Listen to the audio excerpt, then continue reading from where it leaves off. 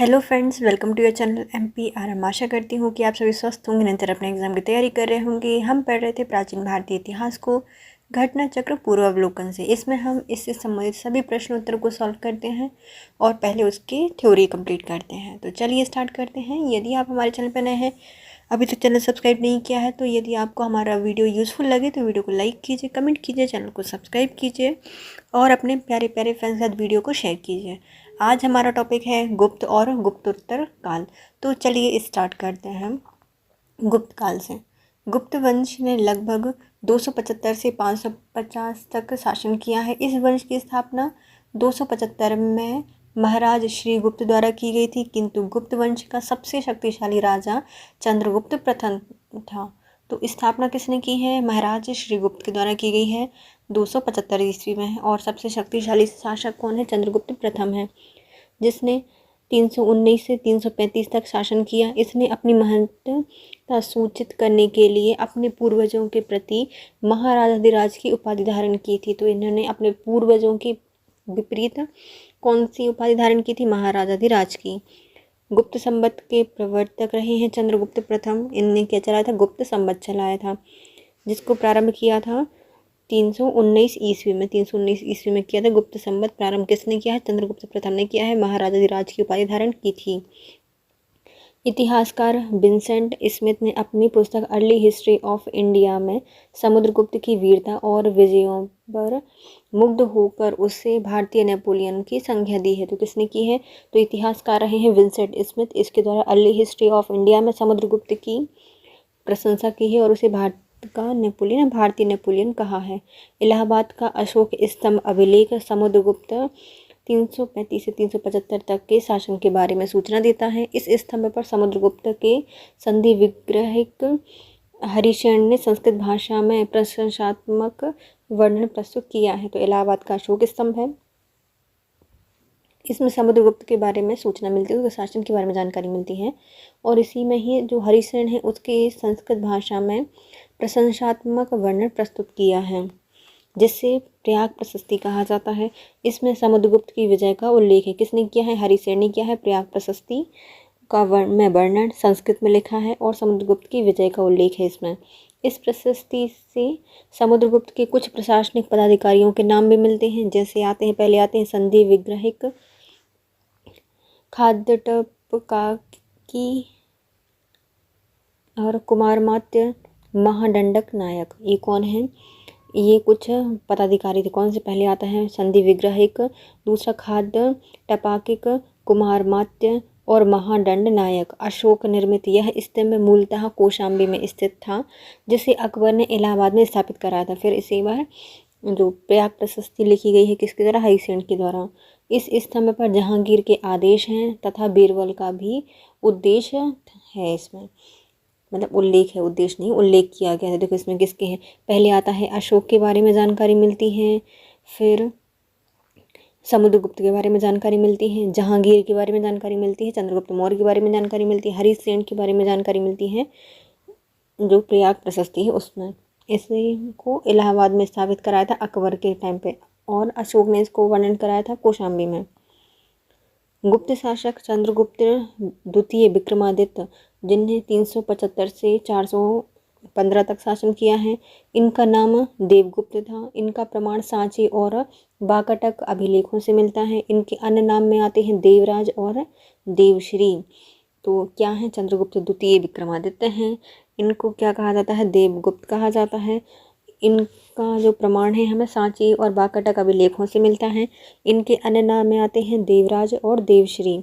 मेहरौली लेख के अनुसार चंद्र अर्थात चंद्रगुप्त द्वितीय ने विष्णुपद पर्वत पर विष्णु ध्वज की स्थापना की थी। किसने की है? तो मेहरौली के लेख से पता चलता है कि चंद्रगुप्त द्वितीय है। इसके द्वारा विष्णुपद पर्वत पर विष्णु ध्वज का स्थापना की गई थी।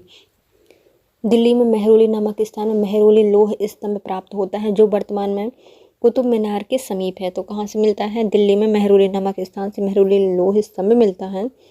इसका वर्णन किसमें है? कुतुब मीनार के समीप है वर्तमान में।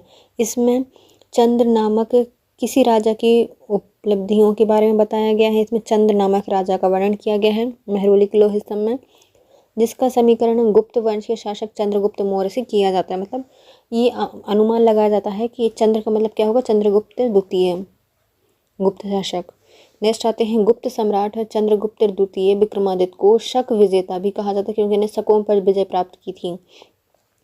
पश्चिम भारत के अंतिम शक राजा रुद्र सिंह तृतीय को चंद्रगुप्त विक्रमादित्य ने 5वीं शताब्दी के प्रथम दशक में परास्त करके पश्चिम भारत में शक सत्ता का उन्मूलन किया था। इसलिए किसको क्या कहा जाता है, शक विजेता कहा जाता है, क्योंकि जो शकों का अंतिम राजा था रुद्र सिंह तृतीय, उसको चंद्रगुप्त द्वितीय विक्रमादित्य के द्वारा 5वीं शताब्दी में परास्त कर दिया गया था। शकों को हराने के कारण ही चंद्रगुप्त विक्रमादित्य की एक अन्य उपाधि थी शकारी। इसको क्या कहा गया है, शकारी भी कहा गया है और शक विजेता भी कहा गया है ना।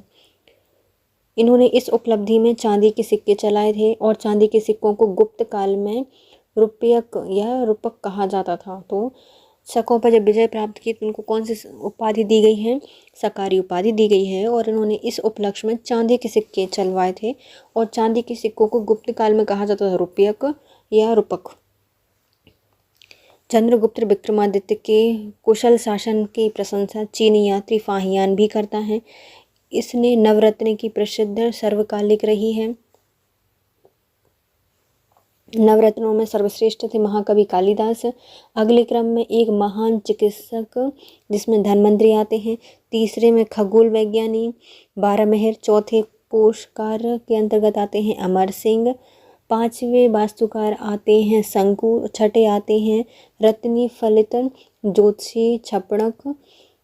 इसी प्रकार सातवें में आते हैं व्याकरण बारुचि और आठवें आते हैं जादूगर अर्थात वेताल भट्ट। नौवें में कौन आते हैं, घटपकर। ये कौन थे, कूटनीतिज्ञ थे। तो देखो चंद्रगुप्त द्वितीय विक्रमादित्य की कौशल शासन की जानकारी हमें कहाँ से मिलती है, फाहियान से मिलती है। इनके 9 रत्न उस समय बहुत ज़्यादा प्रसिद्ध थे और इसमें जो सर्वकालिक रहे हैं। कौन था, सबसे पहले एक कवि थे जो कि कालिदास आते हैं, चिकित्सक हैं धन्वंतरी, खगोल वैज्ञानिक हैं बारहमेहर, कोशाकार हैं अमर सिंह, वास्तुकार रहे हैं शंकु और ज्योतिष के अंतर्गत आते हैं छपणक और जो व्याकरणज्ञ हैं वो वारुचि आते हैं, जादूगर में वेताल भट्ट आते हैं और 9वें जो थे वो रत्न घटक पर ये कूटनीतिज्ञ थे। कुमारगुप्त प्रथम महेंद्रादित्य चंद्रगुप्त द्वितीय की पत्नी ध्रुव देवी से उत्पन्न बड़ा पुत्र था। इसके समय गुप्त काल सर्वाधिक अभिलेख प्राप्त हुए हैं, इनकी संख्या लगभग 18 है। तो देखो जो कुमारगुप्त प्रथम है यह महेंद्रादित्य के नाम से जाना गया और यह चंद्रगुप्त की पत्नी ध्रुव देवी है उनका पुत्र था और इसकी समय से गुप्तकालीन में सबसे ज़्यादा अभिलेख प्राप्त हुए हैं और उनकी संख्या कितनी है, 18 है। विलसाड अभिलेख में कुमारगुप्त प्रथम तक गुप्तों की वंशावली प्राप्त होती है। तो विलसाड में जो अभिलेख है वहाँ से पता चला है कि पूरा इनने बिल का चिट्ठा भर दिया। तो भैया यहाँ पर सारे गुप्त शासक हैं उनकी जानकारी है, कहाँ तक, कुमारगुप्त तक मिलती है। बंगाल के 3 स्थानों में कुमारगुप्त ताम्रपत्र प्राप्त होते हैं, 18 अभिलेख बनवाए थे। तो एक ताम्रपत्र कहाँ से मिला है, बंगाल से मिला है। ये हैं धैंदे ताम्रपत्र, दामोदरपुर ताम्रपत्र और बेग्राम ताम्रपत्र। तो कौन कौन से ताम्रपत्र मिले हैं, पहले आते हैं धंदे ताम्रपत्र, दूसरा दामोदर ताम्रपत्र और बेग्राम ताम्रपत्र। कुमारगुप्त की स्वर्ण रजत एवं ताम्र मुद्राएं प्राप्त हुई थी। तो कुमारगुप्त की सोने की, रजत की और तांबे की मुद्राएं प्राप्त हुई थी। मुद्राओं पर उनकी उपाधियां मिलती हैं जिसमें महेंद्रादित्य, श्री महेंद्र, महेंद्र सिंह, अश्वमेध महेंद्र आदि उत्कीर्ण हैं। तो जो मुद्राएं मिली हैं तांबे की, सोने की और चांदी की ये मुद्राएं थी और इन पर इनकी उपाधियां क्या थी, महेंद्रादित्य थी, श्री महेंद्र थी, महेंद्र सिंह थी, अश्वमेघ महेंद्र ये उत्कीर्ण किया गया था। नेक्स्ट आते हैं स्कंदगुप्त। कुमारादित्य के सोने के सिक्के के मुख्य भाग पर धनुष बाण लिए हुए राजा की आकृति एवं पृष्ठभाग पर पद्मासन में विराजमान लक्ष्मी के साथ साथ श्री स्कंदगुप्त उत्कीर्ण है। तो स्कंदगुप्त या कुमारादित्य का टाइम पीरियड क्या रहा है, 455 से 467 तक। इसके सोने के सिक्के में एक साइड तो धनुष और बाण थे और राजा की आकृति थी। पृष्ठभाग पर पद्मासन में विराजमान लक्ष्मी जी के साथ स्कंदगुप्त का चिन्ह दिया गया था। कुछ सिक्कों के ऊपर गरुण ध्वज और उसकी उपाधि कमरादित्य कमरादित्य हैं अंकित था। तो इनकी उपाधि क्या थी? कमरादित्य थी स्कंदगुप्त की। भीतरी अभिलेखनी का है। भीतरी स्तंभलेख में पुष्यमित्र और हूणों के साथ स्कंदगुप्त के युद्ध का वर्णन मिलता है। हूणों का पहला भारतीय आक्रमण गुप्त सम्राट स्कंदगुप्त के शासनकाल में हुआ था। स्कंदगुप्त के हाथों में बुरी तरह पराजित हुए थे ये हूण के हाथों से। ईसा की 3वीं शताब्दी में जब हूण आक्रमणों से रोमन साम्राज्य का पतन हो गया तो भारतीय दक्षिण पूर्व एशियाई व्यापार पर अधिक निर्भर हो गए थे। तो देखो इसमें क्या है, भीतरी अभिलेख है, इसमें वर्णन मिलता है पुष्यमित्र शुंग हूणों के साथ स्कंदगुप्त का युद्ध। इसमें हूण पराजित हुए थे स्कंदगुप्त से। जब हूणों के आक्रमण से रोमन साम्राज्य का पतन हो गया था तो भारतीय उत्तर पूर्व एशियाई पर व्यापार पर निर्भर हो गए थे, क्योंकि अब उस साइड जा नहीं पाएंगे यूरोप की साइड, तो इसलिए क्या हो गया था, दक्षिण पूर्व एशियाई व्यापार पर अधिक निर्भरता हो गई थी। तोरमान भारत पर दूसरे हूण आक्रमण करने था। पहले तो स्कंदगुप्त के समय हो गया, दूसरा कौन है? तोरमान है। इसने भारत पर आक्रमण किया था। मध्य भारत में एरन नामक स्थान से 12 प्रतिमा पर खुदा हुआ एक लेख मिलता है, जिससे पता चलता है कि धन्य विष्णु इसके शासनकाल के प्रथम वर्ष में उसका सामंत था। मेहरकुल हूण शासक तोरमान का पुत्र था और उसका उत्तराधिकारी था। तो जो तोरमान है इसका उल्लेख हमें कहाँ से मिलता है? एरन में जो अभिलेख है, बराह भगवान की प्रतिमा है, उस पर खुदा हुआ एक लेख है, जिससे पता चलता है कि धन्य विष्णु इसके शासनकाल में प्रथम वर्ष इसका सामंत था। फिर मेहरकुल तोरमान का ही उत्तराधिकारी या पुत्र माना जाता है। मेहरकुल अत्यंत क्रूर अत्याचारी शासक था। चीनी यात्री हेनसंग और मंदसौर अभिलेख के साक्ष्यों से ज्ञात होता है कि सर्वप्रथम गुप्त नरेश नरसिंह गुप्त बालादित्य ने लगभग 528 या कुछ स्रोतों के अनुसार 495 में भारत के मालव नरेश यशोवर्मन द्वारा मेहरकुल को बुरी तरह से पराजित किया था। तो किसके द्वारा हमें ये जानकारी मिलती है? तो चीनी यात्री था हेनसंग, और जो मंदसौर लेख है उससे पता चलता है कि गुप्त नरेश नरसिंह गुप्त बालादित्य ने लगभग 528 में या कुछ स्रोतों के अनुसार 495 में, और मालव नरेश यशोवर्मन के द्वारा दोनों ने मिलकर, है ना, किसने? नरसिंह गुप्त बालादित्य ने और यशोवर्मन के द्वारा मेहरकुल को बुरी तरह से पराजित किया था। गुप्त काल में बंगाल में ताम्रलिप्ति प्रमुख बंदरगाह था, जहां से उत्तर भारतीय व्यापार और साथ ही दक्षिण पूर्वी एशिया, चीन, श्रीलंका, जावा और सुमात्रा के लिए व्यापार होता था। कहाँ से? ताम्रलिप्ति से बंदरगाह है। इससे उत्तर भारतीय व्यापार में दक्षिण पूर्व एशिया, चीन, श्रीलंका, जावा, सुमात्रा आदि देशों से व्यापार होते थे। पश्चिमी भारत का प्रमुख बंदरगाह था भगुकच्छ या फिर भड़ौच। यहाँ से पश्चिमी देशों के लिए समुद्री व्यापार होता था। कहाँ से? भड़ौच से या भगुकच्छ से। प्राचीन भारत में अर्थव्यवस्था में श्रेणियों का विशेष महत्व था। ये संगठन व्यापारियों के द्वारा उनके व्यापार में समूचे संलग्न के लिए स्थापित किए जाते थे। तो प्राचीन भारत में जो अर्थव्यवस्था थी वह श्रेणियों का विशेष महत्व है। इसमें व्यापारियों द्वारा उनके व्यापार में समूचे संचालन के लिए इसको स्थापित किया जाता था। श्रेणियों का अपने सदस्यों पर न्यायिक अधिकार होता था, मतलब अपने सदस्यों का न्याय भी कर सकती थी। श्रेणियों के द्वारा ही सदस्यों के वेतन, काम करने के नियम, मानक और कीमतों का निर्धारण करती थी। जो श्रेणी थी वो क्या करते थे? श्रेणी वर्ग वेतन, काम, नियम, मानकों का निर्धारण करते थे, कीमत का निर्धारण करते थे। प्रत्येक श्रेणी का अपना एक स्रोत होता है, प्रमुख होता था। राजा का श्रेणी के संचालन में कोई भी हस्तक्षेप नहीं था। राजा का कोई भी इसमें हस्तक्षेप नहीं होता था। श्रेणी का एक अलग से प्रमुख होता था। श्रेणियाँ अपने नियम स्वयं बनाती थीं और न्याय भी करती थीं। वेतन भत्ते, गुणवत्ता भी स्वयं तय करती थी। गुप्त काल में गुजरात, बंगाल, दक्कन, तमिलनाडु वस्त्र उत्पादन के लिए प्रसिद्ध थे। वस्त्र उद्योग गुप्त काल का प्रमुख उद्योग था। गुप्त काल में अंतर्राष्ट्रीय व्यापार के प्रमुख केंद्र में आते हैं ताम्रलिप्ति, भृगुकक्ष, अरिकमेडु, कावेरीपत्तनम, मुजिरिस प्रतिष्ठान, सोपारा और बारबेरिकम।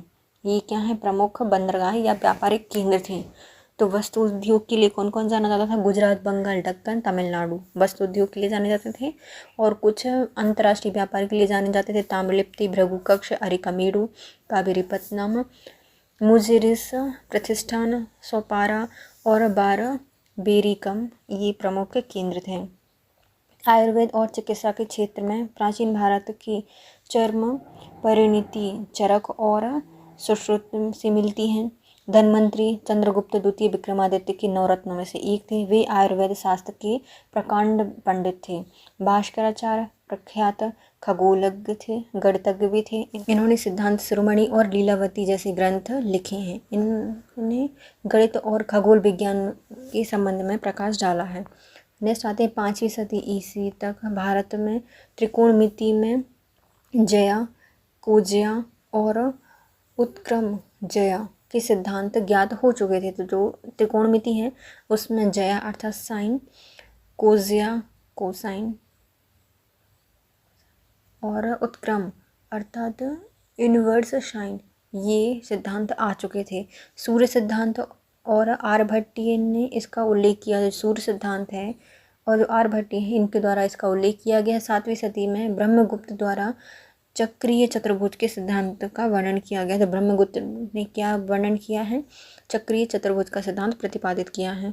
समुद्रगुप्त की कुल 8 प्रकार की स्वर्ण मुद्राएं हमें प्राप्त होती हैं, जिसमें पहले आता है गरुण, धनुर्धारी, चंद्रगुप्त प्रथम का प्रकार, चक्र प्रकार, परशु, अश्वमेघ, व्याघहनन, वीणावादन प्रकार। तो समुद्रगुप्त की 8 प्रकार की स्वर्ण मुद्राएं मिलती हैं। पहले आता है गरुण, धनुधारी, चंद्रगुप्त प्रथम प्रकार, चक्र प्रकार, परशु प्रकार, अश्वमेघ प्रकार, व्याघहनन प्रकार और वीणावादन प्रकार। गुप्त काल में स्वर्ण मुद्रा को दीनार कहा गया है। चीनी यात्री फाहियान के अनुसार लोग दैनिक क्रय विक्रय में कौड़ी का प्रयोग करते थे। दीनार कहा जाता था स्वर्ण मुद्रा को, और जो दैनिक व्यापार होता था उसको किस में करते थे, कौड़ियों में करते थे। गुप्त शासकों के सिक्के उत्तर प्रदेश, बिहार, बंगाल, मध्य प्रदेश, राजस्थान, उड़ीसा में पाए गए हैं।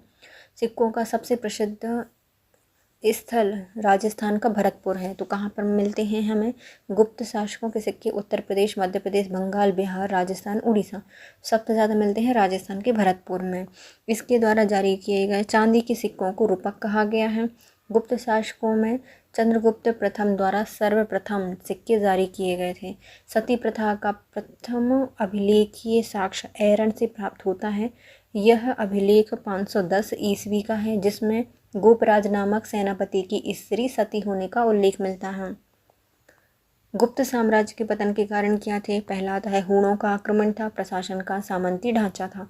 दोनों कारण थे। गुप्त काल का पतन हो गया। गुप्त काल में नगरीय क्रमिक पतन की ओर अग्रसर हुए थे। तो जो नगरीय क्रम था वह पतन की ओर चले गए थे। संपूर्ण गंगा घाटी में जो शहर पहले अत्यंत समृद्ध अवस्था में थे, उनमें अधिकांश को गुप्त काल में या तो त्याग कर दिया गया था या वहाँ के आवासन में पर्याप्त विघटन हो गया था। पाटलिपुत्र जैसे प्रमुख नगर हैंडसों के आगमन तक गांव बन गए थे। मथुरा जैसे प्रमुख नगर एवं कुम्भहार, सोनपुर, सोहगोरा और उत्तर प्रदेश में गंगा घाटी के अनेक महत्वपूर्ण केंद्र इस काल में हास्य की प्रमाण प्रस्तुत करते हैं।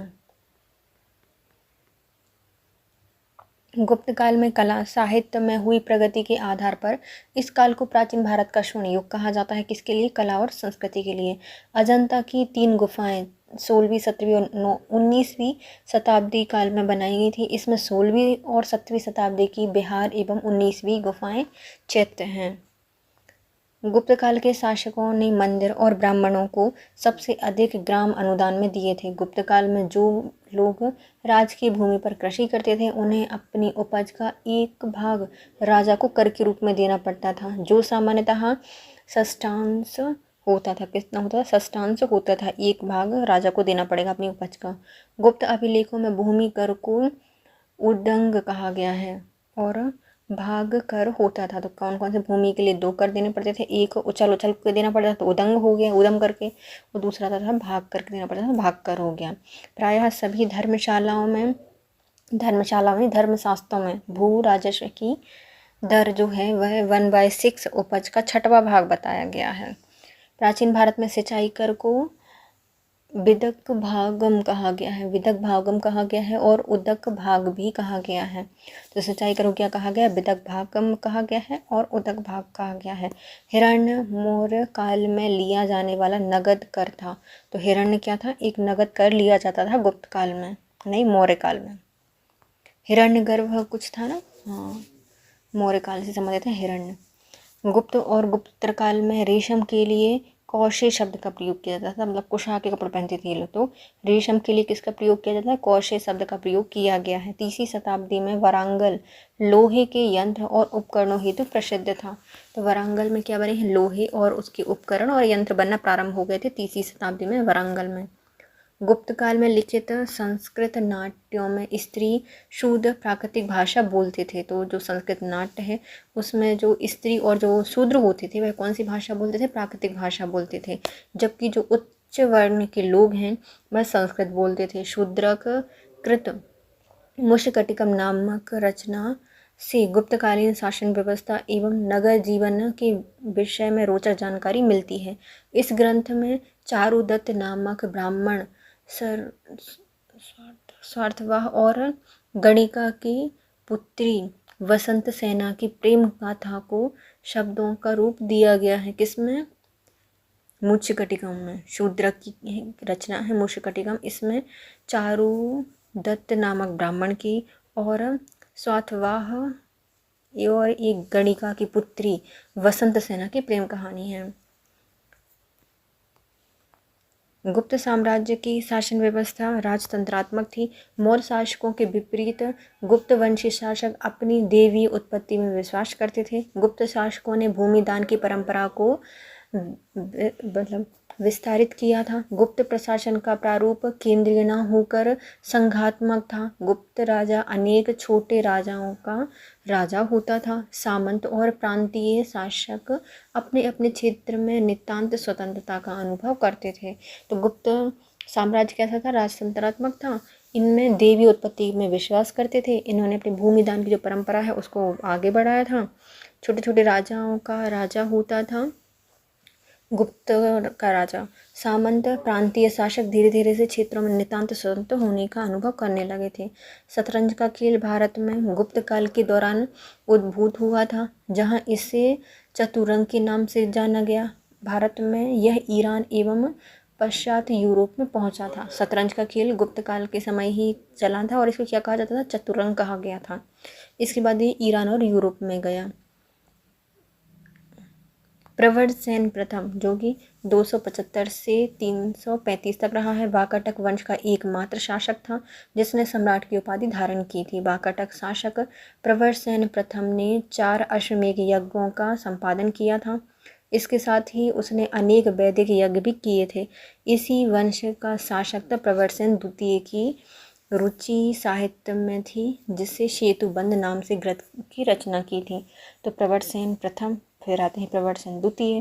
प्रवरसेन प्रथम वाकाटक शासक थे जिन्होंने 4 अश्वमेध यज्ञ कराए थे, वैदिक यज्ञ भी कराए थे इनने, और एकमात्र वाकाटक वंश का शासक था जिसने सम्राट की उपाधि धारण की थी, प्रवरसेन प्रथम ने। और फिर आता है द्वितीय, ये क्या करता था, साहित्य लिखता था और सेतुबंध नामक ग्रंथ की रचना की है। महर्षि कपिल ने सांख्य दर्शन का प्रतिपादन किया है। सांख्य पुनर्जन्म अर्थात आत्मा के आगमन के सिद्धांत को स्वीकार करती है। सांख्य दर्शन में अज्ञातों को ही दुख का कारण एवं विवेक ज्ञान को उनके मुक्ति का एकमात्र उपाय बताया गया है। कौन है सांख्य दर्शन के प्रतिपादक? कपिल मुनि हैं। इन्होंने सांख्य पुनर्जन्म और आत्मा का आवागमन का सिद्धांत स्वीकार किया है। तो इन्होंने बोला है कि जो अज्ञानता है वो क्या है, दुखों का कारण है, जबकि विवेक और ज्ञान क्या है, मुक्ति का उपाय। महर्षि पतंजलि को योग दर्शन का प्रतिष्ठापक आचार्य माना गया है। सर्वप्रथम महर्षि पतंजलि ने ही सुसंबद्ध दार्शनिक सिद्धांतों के रूप में योग का विवेचन किया है, इसलिए इन्हें पतंजलि दर्शन भी कहा गया है। तो महर्षि पतंजलि ने क्या किया, सुसंबद्ध दार्शनिक सिद्धांतों के लिए योग का विवेचन किया था। नव न्याय संप्रदाय का प्रवर्तक मिथिला के आचार्य गंगे उपाध्याय जी की योग प्रवर्तक कृति तत्व चिंतामणि से हुआ है। तो जो नव न्याय संप्रदाय है इसका प्रारंभ किसने किया था, तो आचार्य गंगे उपाध्याय के द्वारा उनकी कृति तत्व चिंतामणि में इसका वर्णन किया गया है। संवर्धन के लिए बंगाल के नवद्वीप के न्यायिक वासुदेव सार्वभौम, दिदिकार रघुनाथ शिरोमणि, मथुरानाथ जगदीश गदाधर भट्टाचार्य सुप्रसिद्ध थे। भारतीय दर्शन में चार्वाक दर्शन जड़वादी भौतिकवादी विचारधारा के पोषक रहे हैं। इस ग्रंथ का दर्शन आदर्श कुछ इस प्रकार है। तो इसमें कौन कौन रहे हैं, तो नवद्वीप के न्यायिक वासुदेव सार्वभौम, दिदिकार रघुनाथ शिरोमणि, मथुरानाथ जगदीश गदाधर भट्टाचार्य। भारत दर्शन में चार्वाक दर्शन जड़वादी और भौतिकवादी विचारधारा का पोषक रहा है। इसके दर्शन का आदर्श क्या था, जब तक जीवित रहें सुख से जीते रहें, उधार लेकर घी पिएं, क्योंकि देह की भस्म हो जाने के बाद पुनर्जन्म नहीं होता। ये कहा है चार्वाक के द्वारा। न्याय दर्शन का प्रवर्तन गौतम जी ने किया है। इन्हें अक्षपाद के नाम से जाना जाता है। न्याय का शाब्दिक अर्थ होता है तर्क और निर्णय होता है। न्याय दर्शन में 16 पदार्थ और तत्वों का अस्तित्व स्वीकार किया गया है। न्याय दर्शन का मूल ग्रंथ गौतम कृत न्याय सूत्र है। तो जो न्याय दर्शन है वह किसने दिया है, गौतम ऋषि ने दिया है, और गौतम ऋषि को कहा जाता है अक्षपाद। इन जो न्याय का अर्थ होता है वह तर्क और निर्णय होता है। इसमें 16 पदार्थ और तत्वों का अस्तित्व माना गया है, और न्याय दर्शन का मूल ग्रंथ गौतम कृत न्याय सूत्र है। कर्म का सिद्धांत मीमांसा दर्शन से संबंधित है। इससे पूर्व मीमांसा कर्म मीमांसा और धर्म मीमांसा भी कहते हैं। तो कर्म का सिद्धांत मीमांसा दर्शन से संबंधित है, और इसे पूर्व मीमांसा कर्म मीमांसा और धर्म मीमांसा कहा गया है। जैमिनी ने पूर्व मीमांसा का प्रतिपादन किया है। मीमांसा के प्रखर एवं उत्कृष्ट आचार्य कुमारिल भट्ट को उनकी गणना भारतीय दर्शन में मूर्धन्य आचार्य भी की जाती है, और जिन्होंने अपने प्रमुख तर्कों से बुद्ध धर्म एवं दर्शन का खंडन करके वैदिक धर्म एवं दर्शन की पुनः प्रतिष्ठा की थी। पूर्व मीमांसा और वेदांत के बीच की श्रृंखला माना जाता है। तो मीमांसा के जो प्रखर एवं उत्कृष्ट आचार्य रहे हैं इनका नाम कौन है, कुमारिल भट्ट है।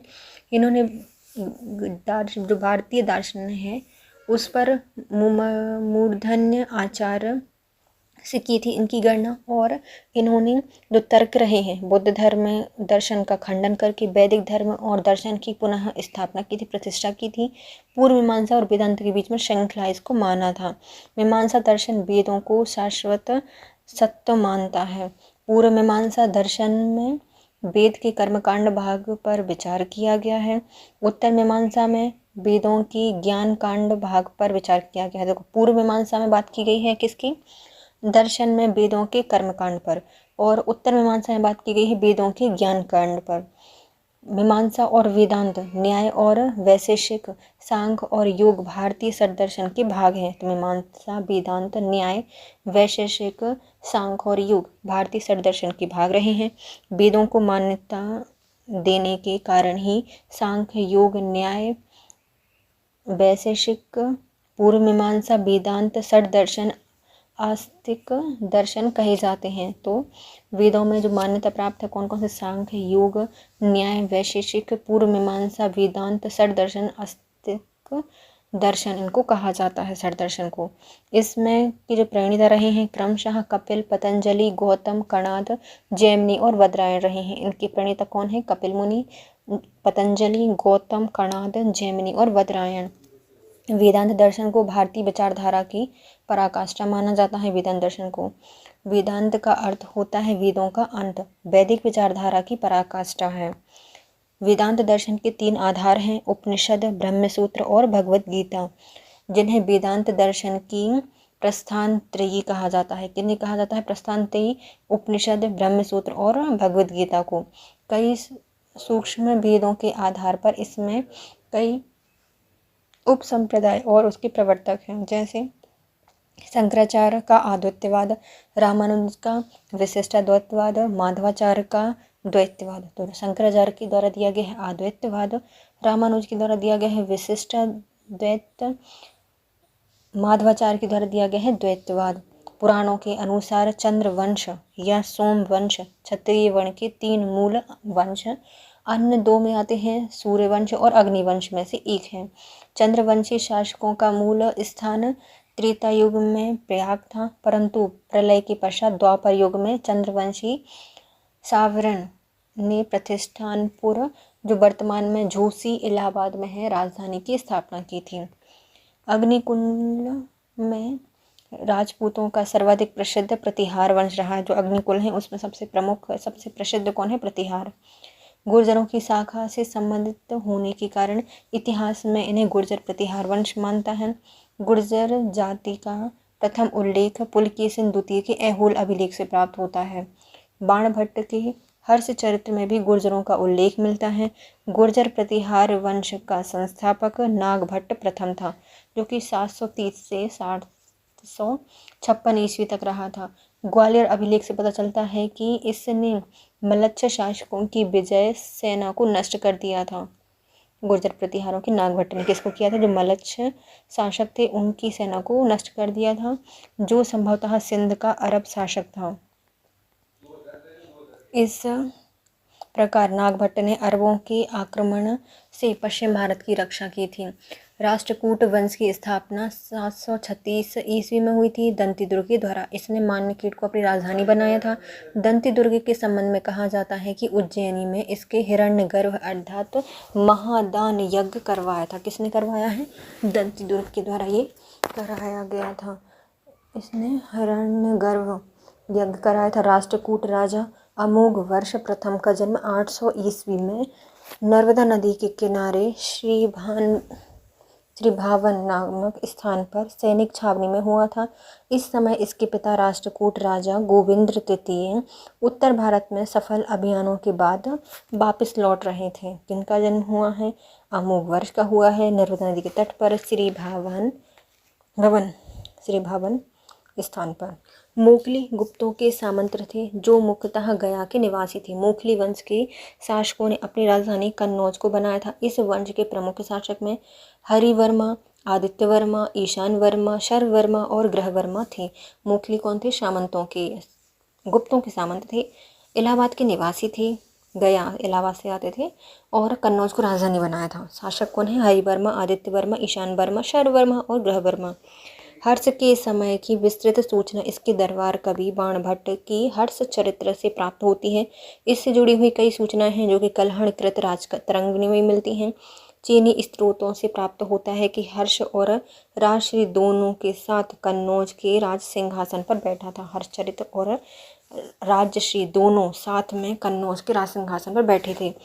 हर्ष ने अपनी राजधानी थानेश्वर से कन्नौज स्थानांतरित की थी ताकि राजश्री को प्रशासनिक कार्यों में पूरी सहायता प्रदान कर सके। अन्य धर्मों से महायान की उत्कृष्टता सिद्ध करने के लिए हर्ष ने कन्नौज में विभिन्न धर्मों एवं संप्रदायों के आचार्यों की एक विशाल सभा बुलवाई थी। चीनी साक्ष्यों के अनुसार इस सभा में 20 देशों के राजा अपने देशों के प्रसिद्ध ब्राह्मण, श्रवणों, सैनिक और राज पुरुषों आदि के साथ उपस्थित हुए थे। इस सभा की अध्यक्षता हेनसोंग के द्वारा की गई थी। साथ ही हर्ष के समय प्रति 5वें वर्ष प्रयाग के संगम क्षेत्र में एक समारोह का आयोजन किया जाता था, जिसे महामोक्ष परिषद कहा गया। हेनसोंग स्वयं छठे समारोह में उपस्थित था। इसमें 18 देशों के राजा सम्मिलित हुए थे। हर्ष की विजय के फलस्वरूप उसके राज्य की पश्चिमी सीमा नर्मदा नदी तक पहुंच गई थी। इधर पुलकेशिन द्वितीय भी उत्तर की ओर राज्य का विस्तार करना चाहता था। ऐसी स्थिति में दोनों के बीच युद्ध अवसंभावी था। फलतः नर्मदा नदी के तट पर दोनों के बीच में युद्ध हुआ, जिसमें पुलकेशिन द्वितीय ने हर्ष को पराजित किया। पुलकेशिन द्वितीय की ऐहोल प्रशस्ति और हेनसोंग का विवरण इस युद्ध के साक्ष्य माने जाते हैं। हर्षवर्धन के समय की सर्वप्रमुख घटना चीनी यात्री हेनसोंग के भारत में आगमन था। इसने तांग शासकों की राजधानी चंगन चीन से भारतवर्ष के लिए 629 में प्रस्थान किया था। अपनी भारत यात्रा के ऊपर उसने एक ग्रंथ लिखा था जिसे सी यू की कहा गया है। इसने भीनमाल भीनमाल की यात्रा की थी। इसे यात्रियों का राजकुमार कहा गया है। हेनसोंग के अनुसार सड़कों पर आवागमन पूर्णतः सुरक्षित नहीं था। अपराध और निर्दोष सिद्ध करने के लिए अग्नि, जल, विष आदि द्वारा दिव्य परीक्षाएं ली जाती थीं। इनके अनुसार व्यापारिक मार्ग, घाटों, बिक्री की वस्तु आदि पर भी कर लगते थे। इसने राज्य को पर्याप्त धन प्राप्त होता था। हेनसोंग चीन की तांग वंशी शासक ताइसुंग का समकालीन था। हेनसोंग चीनी के तांग वंशी शासक ताइसुंग का समकालीन था। इसी के राज्य का नागरिक था। 637 में हेनसोंग नालंदा विश्वविद्यालय पहुंचा। यहाँ कुलपति आचार्य शीलभद्र थे। हेनसोंग के अनुसार मथुरा उस समय सूती वस्त्र के लिए प्रसिद्ध था, जबकि वाराणसी रेशमी वस्त्रों के लिए प्रसिद्ध था। हेनसोंग बताते हैं कि थानेश्वर की प्रसिद्धि या समृद्धि का प्रधान कारण यहाँ के व्यापार ही थे। बाण ने थानेश्वर नगरी को अतिथियों के लिए चिंतामणि भूमि और व्यापारियों के लिए लाल भूमि बताया था। तो थानेश्वर नगरी को अतिथियों के लिए चिंतामणि भूमि और व्यापारियों के लिए लाल भूमि बताया है।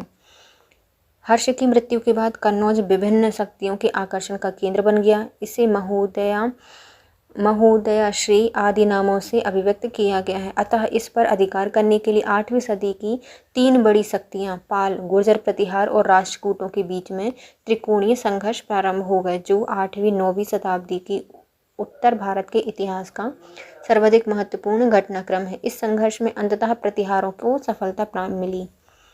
चीनी यात्री इत्सिंग, जो कि 671 से 695 तक रहा, वह युवक था जिसने अपने 37 बुद्ध सहयोगियों के साथ बुद्ध धर्म के अवशेषों को देखने की इच्छा से पाश्चात्य विश्व को भ्रमण करने का निश्चय किया। यह दक्षिण के समुद्री मार्ग से होकर भारत आया और सुमात्रा होते हुए चीन वापस लौट गया। प्राचीन काल में चीनी लेखकों ने भारत का उल्लेख इंतु और थियान्तु नाम से किया है। इंतु और थियान्तु नाम से किया है भारत का उल्लेख। नालंदा विश्वविद्यालय बख्तियार खिलजी के अधीन तुर्क मुस्लिम आक्रमण द्वारा 1193 में नष्ट कर दी गई।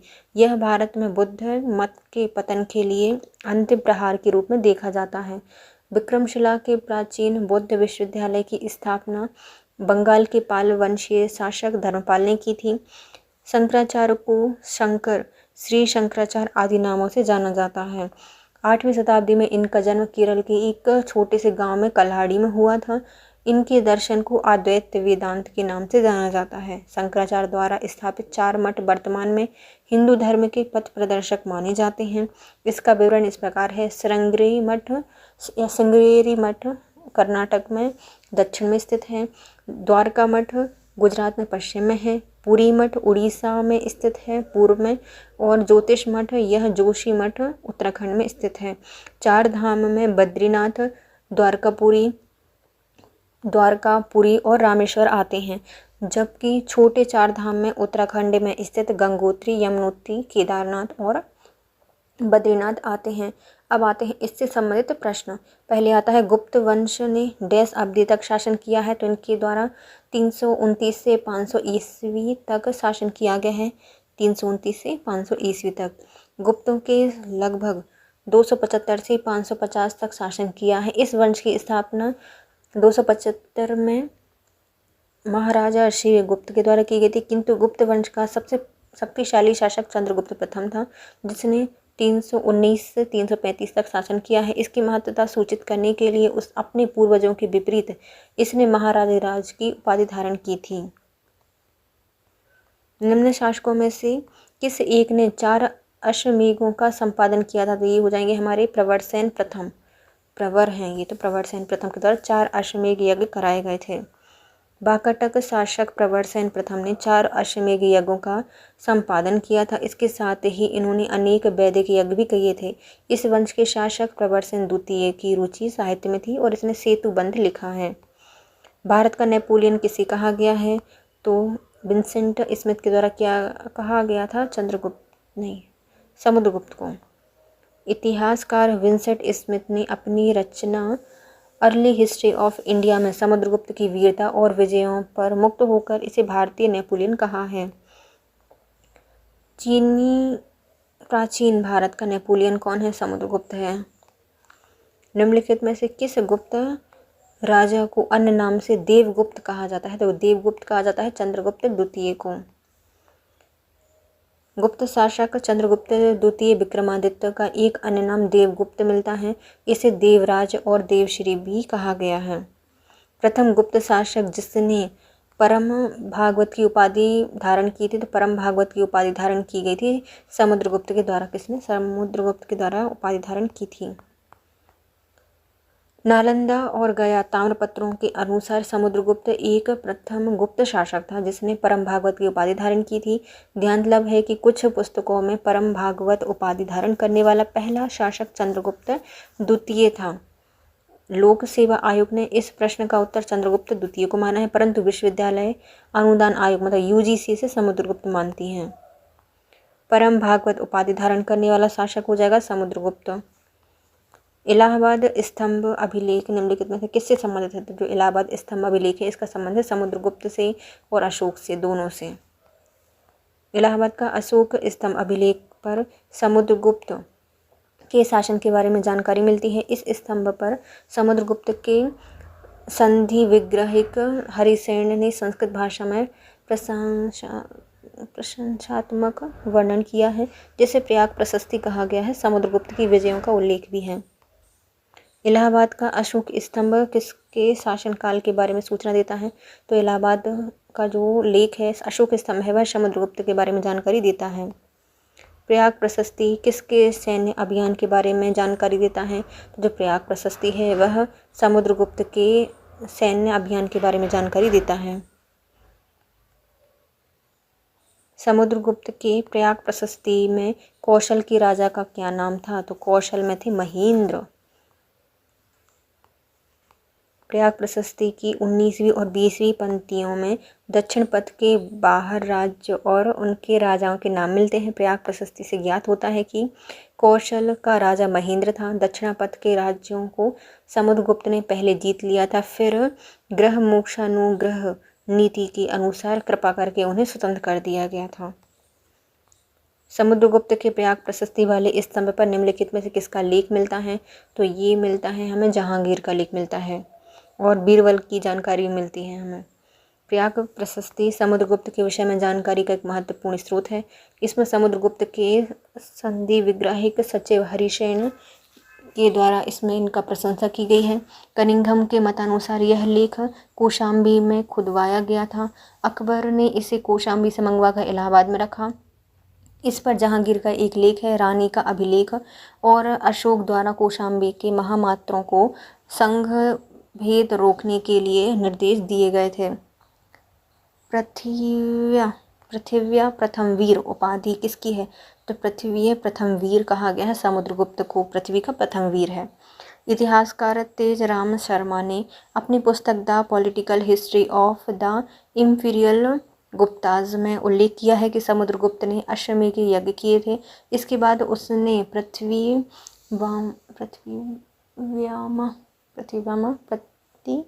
की उपाधि धारण की थी। ऐसा व्यक्ति जिसका पृथ्वी पर कोई प्रतिद्वंदी ना हो, पृथ्वी का प्रथम वीर। उत्तर प्रदेश सरकार ने इसको भी बाहर ही निकाल दिया था उत्तर पुस्तिका से। नीचे दिए गए कुछ कथन पढ़िए। हरिसेन समुद्रगुप्त के दरबार का प्रसिद्ध कवि था, ये सही है। इसने देवी चंद्रगुप्तम महाकाव्य की रचना की है, तो दूसरा गलत हो जाएगा। तीसरा, यह प्रयाग प्रशस्ति का रचयिता है, तो ये सही हो जाएंगे। पहला और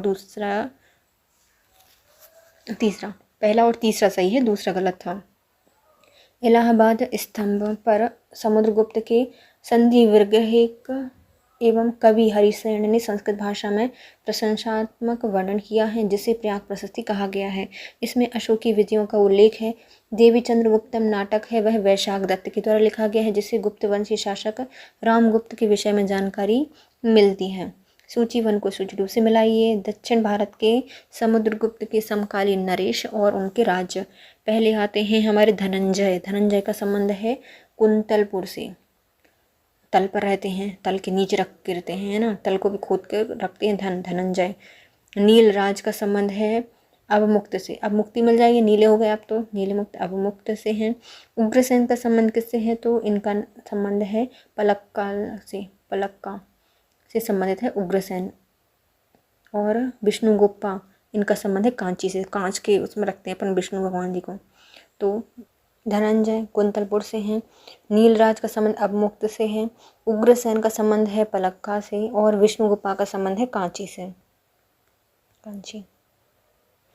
दिल्ली की कुब्बत उल इस्लाम मस्जिद के प्रांगण में उन्नत प्रसिद्ध लौह स्तंभ किसकी कृति है, तो ये गुप्तों की है और वो भी चंद्रगुप्त की। मेहरौली में जो कुब्बत उल इस्लाम मस्जिद है उसके प्रांगण में लिख रखा है लौह स्तंभ, किसकी कृति है, चंद्र की। दिल्ली के मेहरौली नामक स्थान से मेहरौली लौह स्तंभ प्राप्त होता है जो वर्तमान में कुतुब मीनार के समीप है।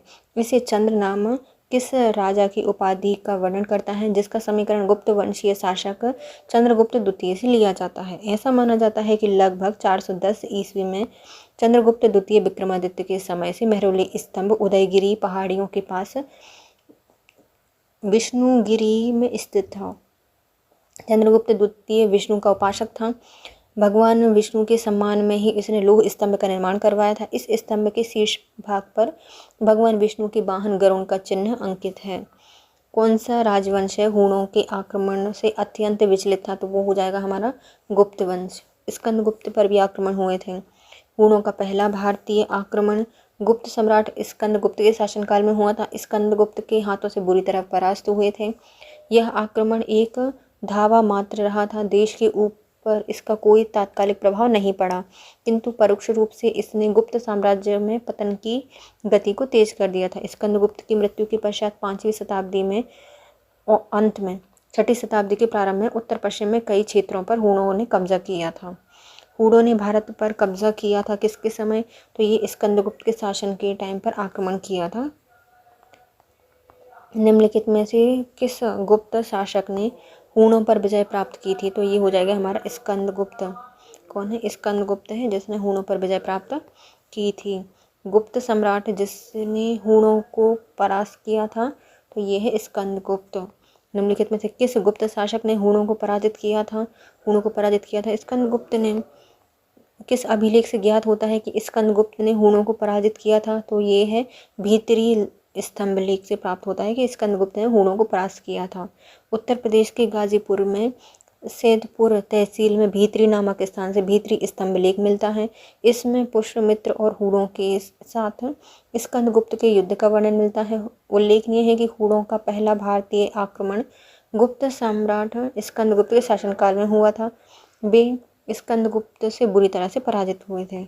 गुप्त साम्राज्य के पतन के अभिन्न कारण थे, इस कथन में से कौन सा नहीं था, तो बहुत सारे कारण थे लेकिन कौन सा नहीं था। हूणों का आक्रमण कारण था, प्रशासन का सामंती ढांचा भी था, उत्तरवर्ती गुप्तों का ब्रह्म धर्म स्वीकार करना भी इसका एक मुख्य कारण था, लेकिन अरबों का आक्रमण इस समय नहीं हुआ था। गुप्त साम्राज्य के पतन की प्रश्नगत कारणों में से अरबों का भारत पर आक्रमण उत्तरदायी नहीं था। भारत पर अरब आक्रमण गुप्तों के पतन के बाद पूर्व मध्यकाल में हुए थे। शक विजेता किसे कहा जाता है, तो इनके द्वारा सार्की उपाधि धारण की गई थी ना, तो ये कौन है, चंद्रगुप्त द्वितीय हैं। सकारी।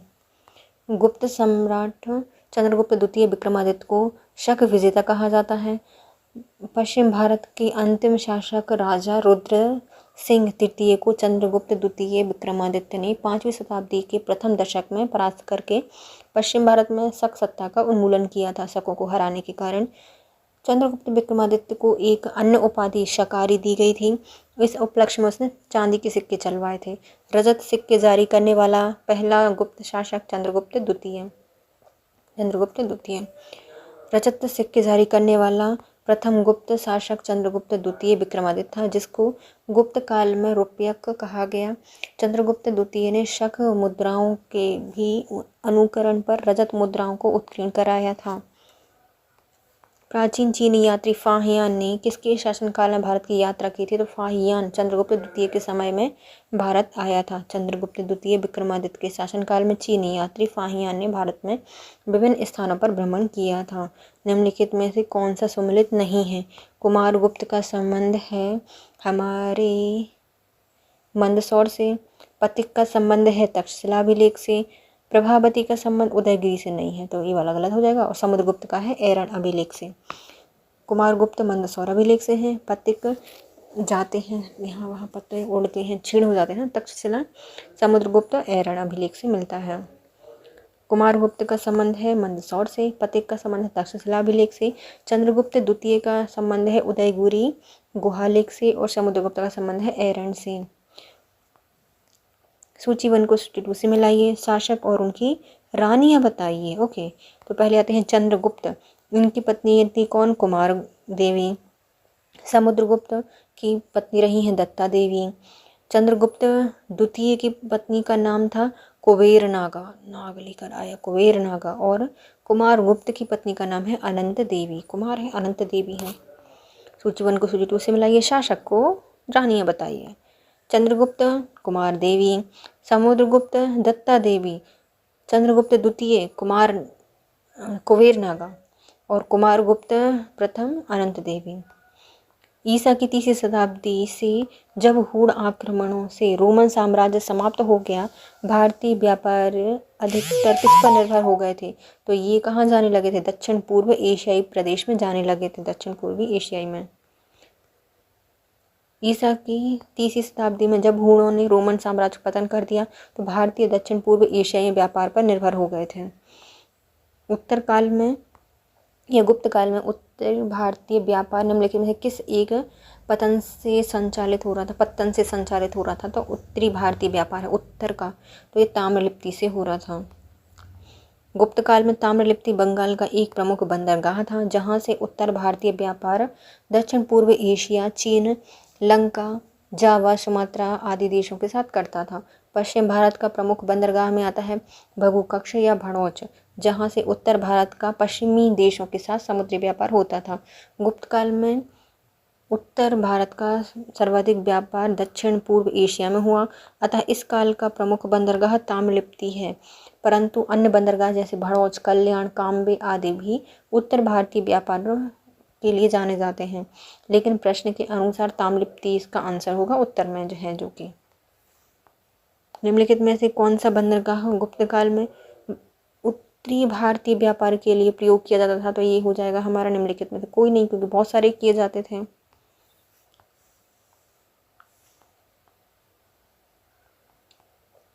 भारत में दक्षिण पूर्व एशियाई के साथ अपने आरंभिक सांस्कृतिक संपर्क और व्यापारिक संबंध बंगाल की खाड़ी के पार बनाए रखे थे। और निम्नलिखित में कौन बंगाल की खाड़ी के उत्कृष्ट आंतरिक समुद्री इतिहास की सबसे विश्वसनीय व्याख्या करता है? तो भारत ने दक्षिण पूर्व एशिया के साथ अपने आरंभिक सांस्कृतिक संपर्क एवं व्यापारिक संबंध बना के रखे थे, बंगाल की खाड़ी के पार बनाए रखे थे।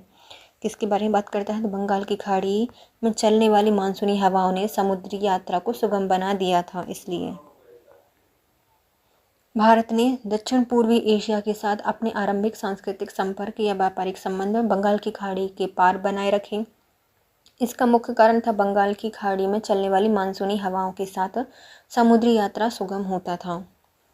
प्राचीन भारत में देशों की अर्थव्यवस्था में अत्यंत महत्वपूर्ण भूमिका निभाने वाली श्रेणी संगठन के लिए निम्नलिखित में कौन सा कथन सही हो जाएगा? श्रेणी संगठन है, ये क्या करते थे? श्रेणी ही वेतन, काम करने के नियम, मानकों, कीमतों को सुनिश्चित करते थे। श्रेणी का अपने सदस्यों पर न्यायिक अधिकार होता था, तो ये दोनों सही हो जाएंगे, दूसरा और तीसरा सही है। प्राचीन भारत की अर्थव्यवस्था में श्रेणियों का विशेष महत्व था। वे संगठन व्यापारियों के द्वारा अपने व्यापार में समुचित संचालन के लिए स्थापित किए जाते थे। श्रेणियों का अपने सदस्यों पर न्यायिक अधिकार होता था। श्रेणियों के द्वारा ही सदस्यों के वेतन, भत्ते, कार्य, नियम, मानक और कीमतों का निर्धारण किया जाता था।